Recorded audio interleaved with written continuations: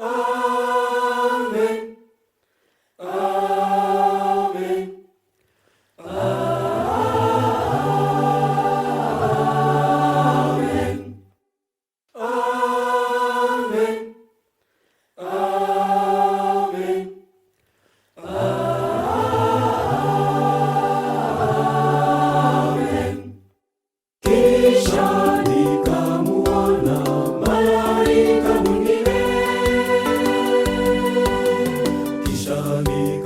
malaika mwingine, akiruka katikati ya mbingu, mwenye Injili ya milele awahubiri akisema, mcheni Mungu na kumtukuza. Awahubiri akisema, mcheni Mungu na kumtukuza, maana saa ya hukumu yake imefika. Maana saa ya hukumu yake imefika.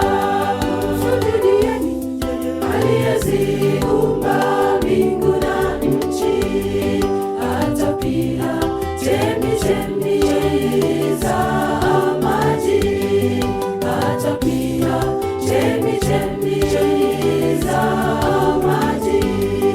Wanasema watu wangu, tokeni kati yao, maana saa ya hukumu yake imefika. Maana saa ya hukumu yake imefika.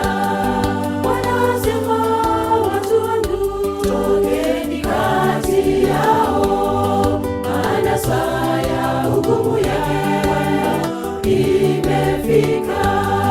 Maana saa ya hukumu yake imefika.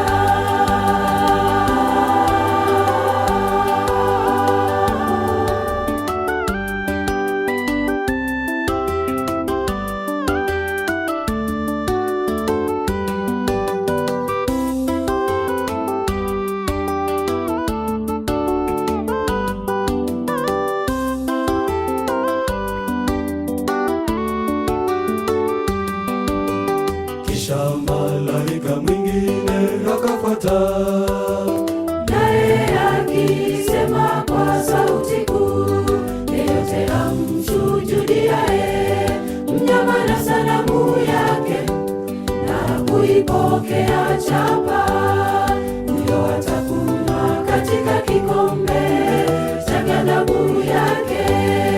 Huyo atakunywa katika kikombe cha ghadhabu yake. Mshuhudieni aliyeziumba mbingu na nchi, hata pia chemchemi za maji, hata pia chemchemi za maji. Wanasema watu wangu, tokeni kati yao, maana saa ya hukumu yake imefika. Maana saa ya hukumu yake imefika.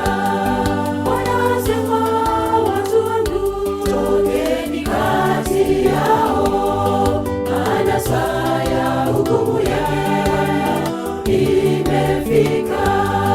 Maana saa ya hukumu yake imefika.